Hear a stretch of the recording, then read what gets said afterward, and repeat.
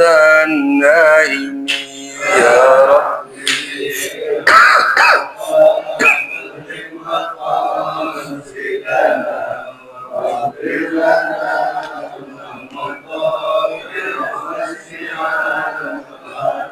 والنفس كالطفل إن تهمله شب على حب الرضاع وإن تفتنه ينفطمي يا ربي المصطفى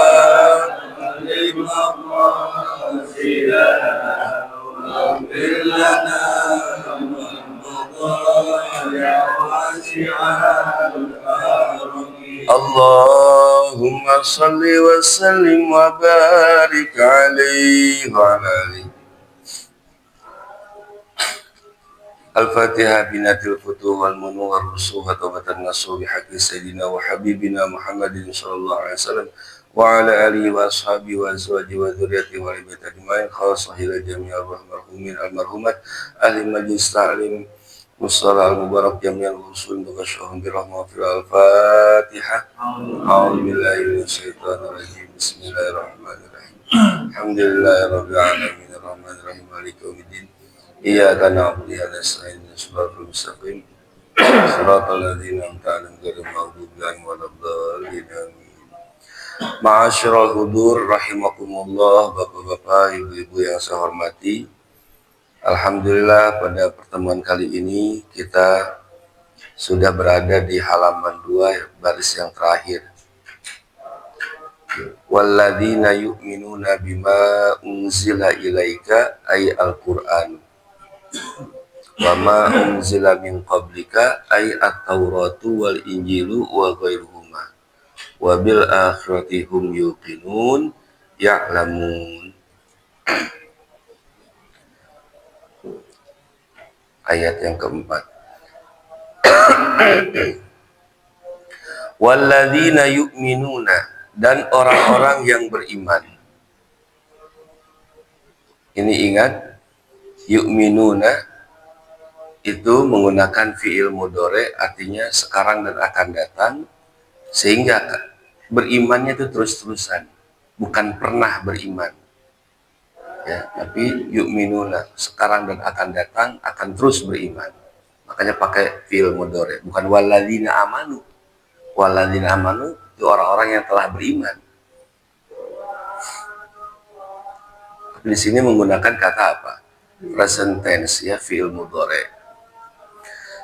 Walladzina yu'minuna bima unzila ilaika, dan orang-orang yang beriman terhadap apa-apa yang unzila diturunkan ilaika kepadamu, ay Al-Quran, maksudnya Al-Quran yang diturunkan Nabi Muhammad, yaitu Al-Quran.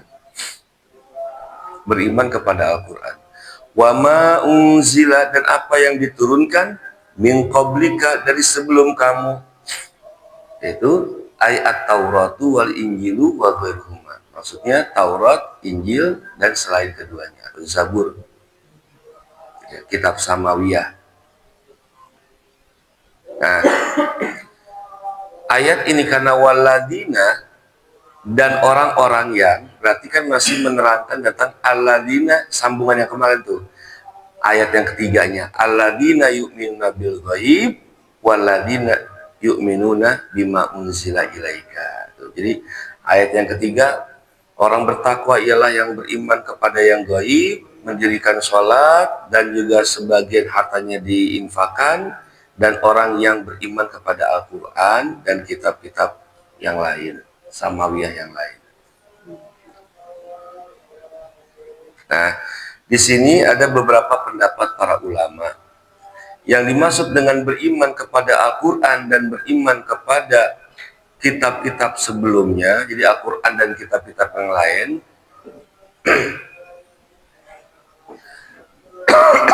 itu ada ulama katakan begini, maksudnya ialah orang-orang, ya, semisal Abdullah bin Salam.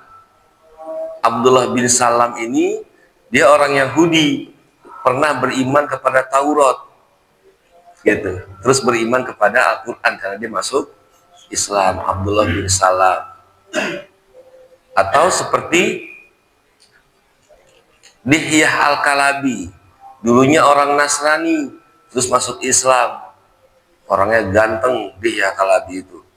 Ya, artis lah. Ya, masuk Islam. Itu pendapat pertama. Mereka lah katanya. Nah, ada lagi pendapat yang kedua, termasuk Ibnu Abbas. Ini yang dimaksud ya orang mukmin, orang Islam yang ikut dengan Nabi Muhammad, karena ajaran Nabi kita Muhammad SAW itu jangan hanya sekedar beriman kepada Al-Quran, tapi kitab-kitab yang lain juga, ya, kitab samawi yang lain. Makanya amanna billah wa bi rasulihi wa bil kutubi. Iya kan, kutub-kutub, ya, kutub itu kitab-kitab. Karena apa? Karena orang beriman, orang Islam itu tidak boleh membedakan satu dengan yang lainnya. Para nabi jangan dibeda-bedain, semuanya sama diimani. Ya. La nufarriqu baina ahadimin rusuli. Tidak boleh dibedakan, ya, satu daripada Rasul, nggak boleh beda-bedakan. Jadi semua diimanin. Ya. Kalau Nabi Isa diimani, jadi beriman juga, ya, kitab yang diturunkan kepada Nabi Isa. Nabi Musa kita akuin dia nabi kita, ya, nabi kita juga, gitu. Kita imanin juga kitab Taurat yang diturunkan kepada Nabi Musa, gitu. Jadi mengimani bahwasanya Taurat, Zabur, Injil itu adalah kalamullah. Imannya di situ, gitu. Nah, cuman ya, imannya kepada kitab-kitab selain apa? Selain Al-Qur'an itu namanya iman ijmali. Ya. Global aja, nggak usah ya. Nah, kalau iman kepada Al-Qur'an, iman tafsili, per ayatnya, per hurufnya kita harus imanin. Itu bedanya. Jadi kalau iman kepada Al-Qur'an tafsili, terperinci. Tapi kalau beriman kepada kitab-kitab yang lain, Taurat, Injil, Zabur, itu ijmali, global saja, nggak usah diperinci. Yang penting beriman. Ada bagaimana harus beriman pada itu. Nah, itu pendapat yang kedua. Pendapat yang ketiga, orang yang beriman ini, jadi ini, ya,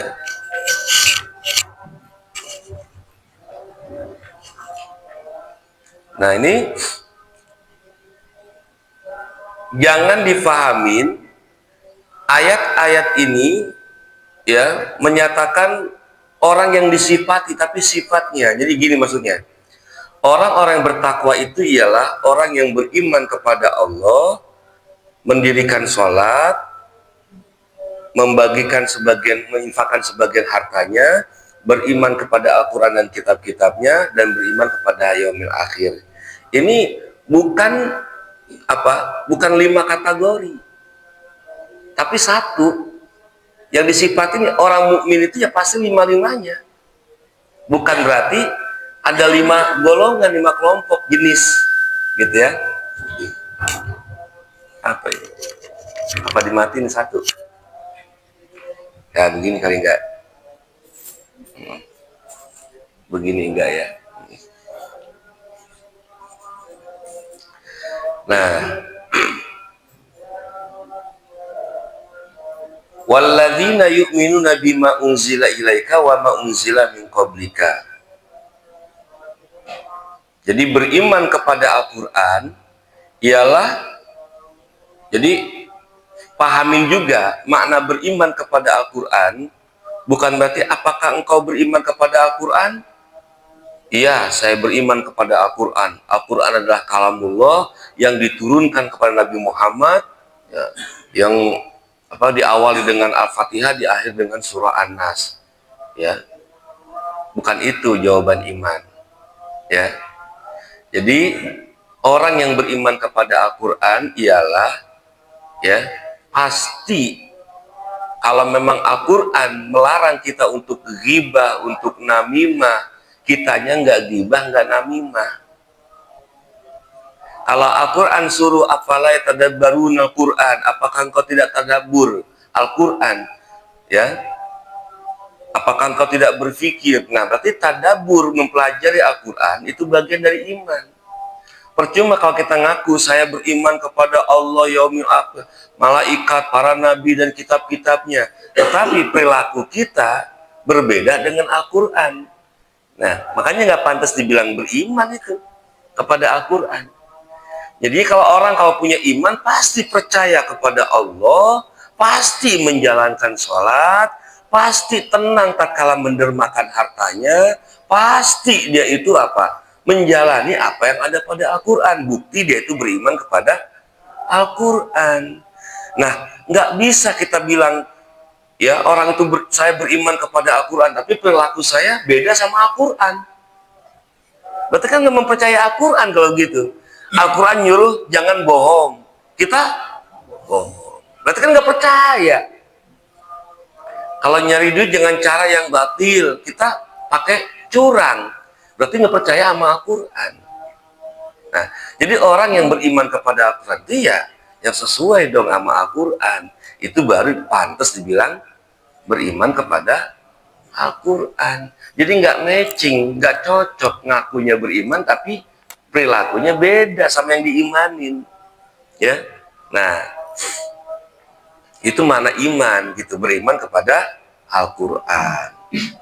Itu kata saya kutip dari kitab Tafsir Al-Manar, ya, karya Syekh Sayyid Rashid Ridho, ya. Cuman sayang itu ya, tafsirnya belum selesai, baru sampai Al-Isra beliau sudah meninggal. Kalau bagus itu, ya, karyanya bagus, nggak sampai selesai dulu,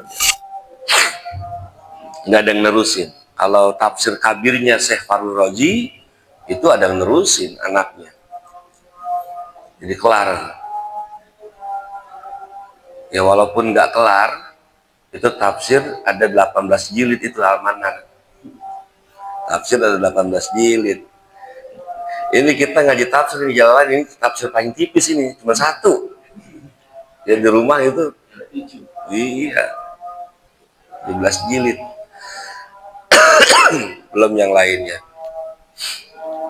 Nah, selaras dengan itu, baru semalam saya dapat yang ngajar semalam itu di Kalimalang, ada kutipan dari Sayyidina Ali. Ini malam itu ngajar kitab Adabud Dunya Waddin, ya, karya Al-Imam As-Syekh Al-Mawardi. Itu Imam Ali ngutip begini, wala taskun man yakulu ala dunya zahidin wa af'aluhu fi'lur raghibin. Janganlah engkau duduk-duduk atau bertenang-tenang, bertempat, ya, bersama orang yang kalau ngomongin dunia kayak orang zuhud. Ini dunia begini, gini, jangan tinggal ke apa namanya, dunia tuh begini bahaya segala macam. Kalau ngomong kayak orang bener, kayak ustad. Tapi wa af'aluhu fi'lul raghibin, perbuatannya perbuatan kayak orang yang demen sama dunia. Kelihatannya gimana? Idza aqta, apabila idza utiya, kata Imam Ali, jika dikasih lam yashba, kagak ada kenyangnya, kurang mulu, ya. Wa idza muni'a lam yakna, kalau kagak dikasih agak qanaah dia. Weh, gimana ini urusannya? Tadi katanya jangan ngomongin dunia, ya, makanya beda ini, ya. Nggak beriman, padahal Al-Quran mengajak dia untuk akhirat, tapi dia malah istiqrar, merasa paten di dunia. Bahasanya sih bahasa agama, kelakuannya kelakuan agama, tapi kayak orang yang perbuatannya perbuatan orang yang gemar terhadap dunia. Nah makanya kata Sayyidina Ali, la taskun, jangan merasa nyaman, hati-hati maksudnya sama orang yang kayak begitu.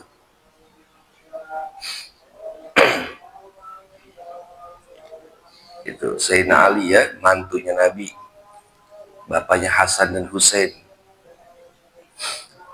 Nah, kita lanjutkan.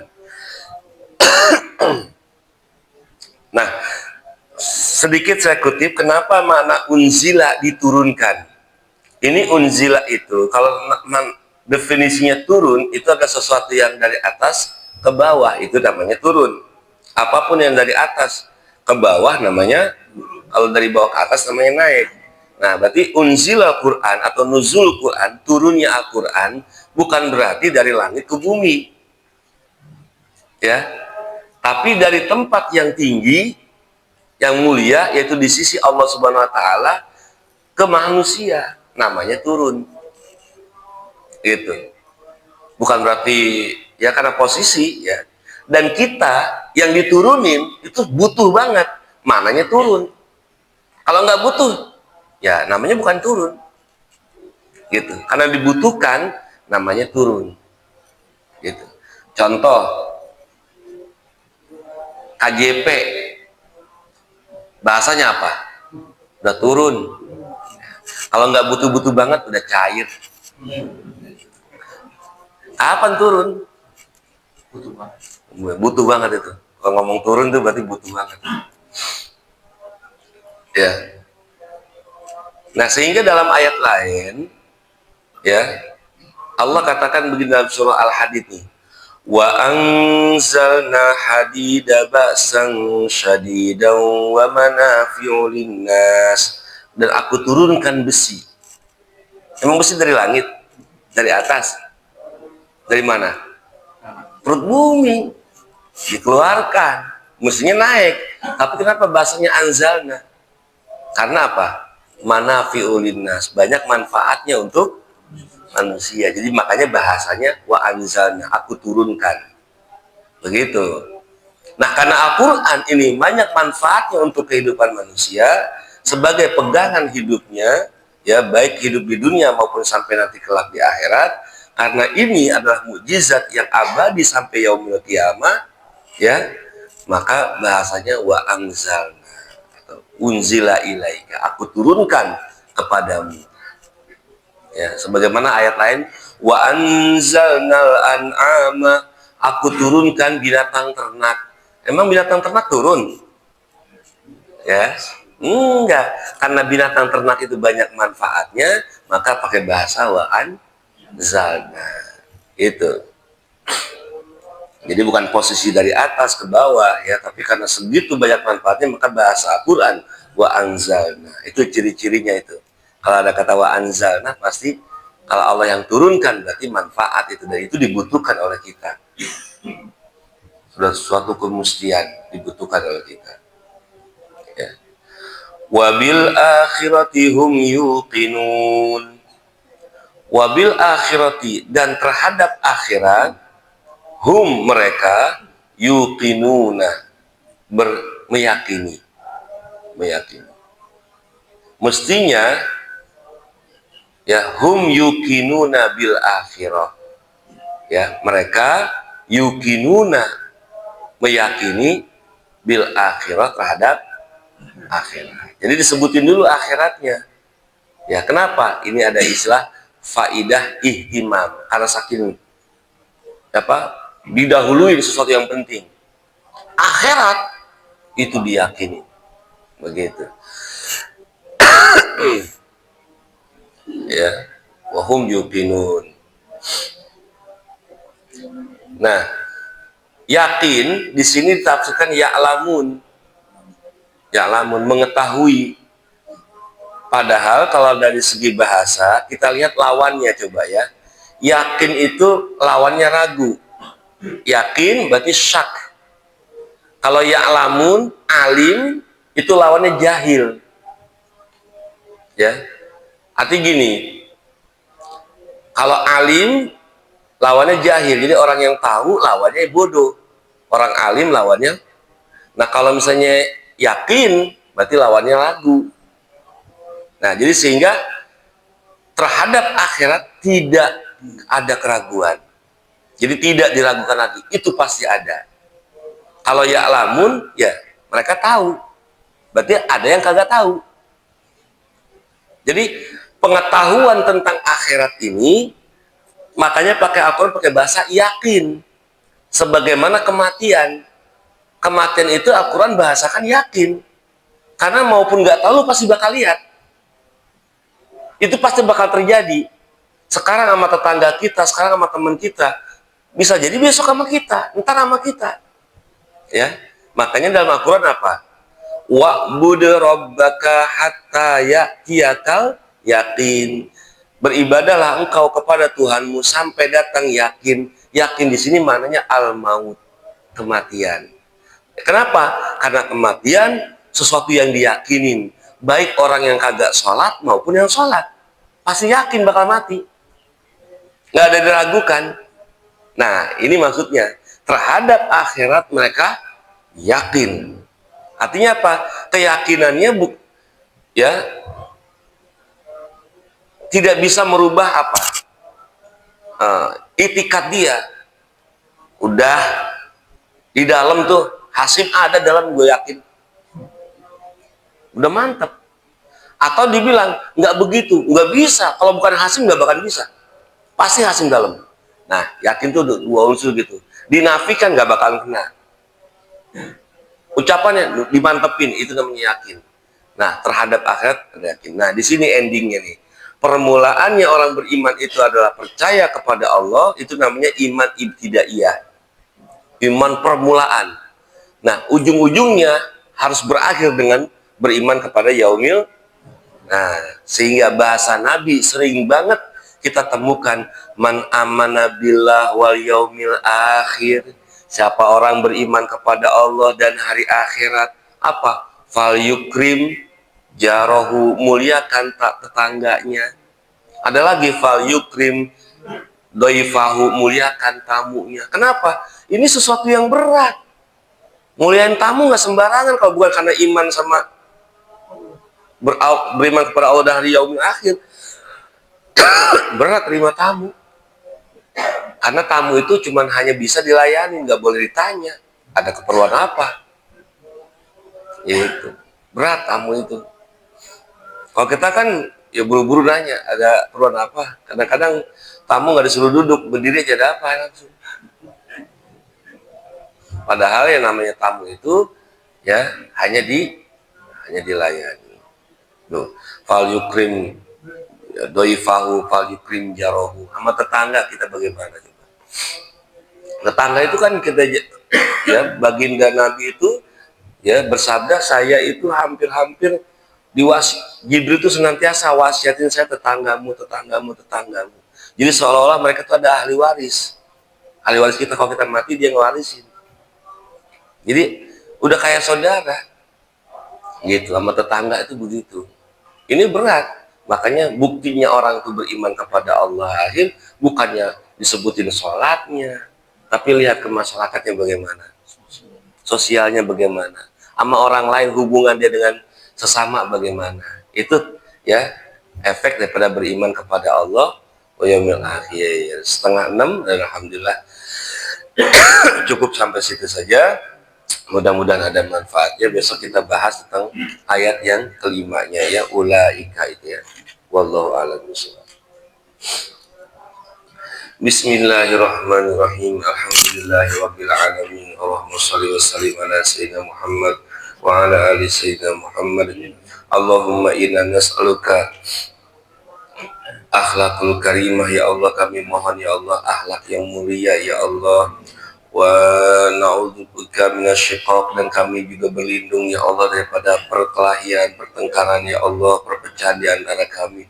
Allahumma ja'alna jimana hadza jam'an marhuma, jadikan perkumpulan kami ini adalah perkumpulan yang Kau rahmati ya Allah.